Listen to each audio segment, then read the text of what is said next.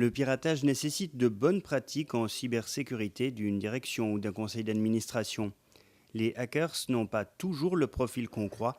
Selon une étude, PricewaterhouseCoopers, 52% des fraudeurs seraient directement liés à l'entreprise. Écoutez Isabelle Augsburger-Büchli de l'Institut de lutte contre la criminalité économique.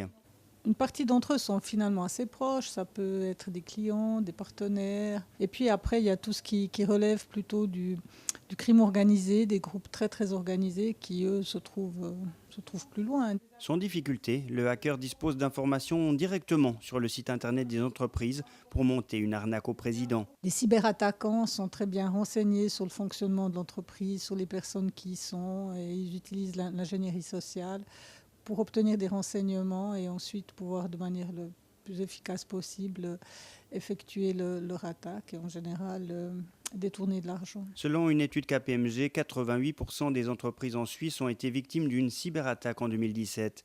Et seul un tiers d'entre elles récupèrent intégralement leurs données.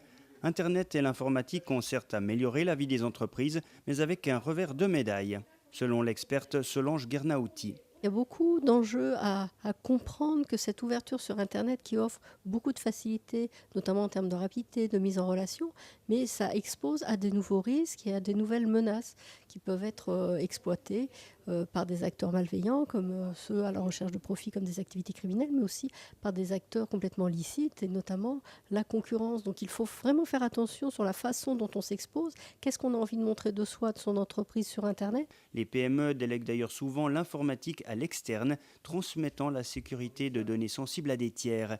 Et ils n'accompagnent pas forcément bien les processus, selon l'experte Solange Guernauti. Les PME se sont focalisées sur leur métier sans peut-être percevoir l'importance de leur dépendance à l'informatique et aux informations. Donc on aura tendance à externaliser cette fonction informatique.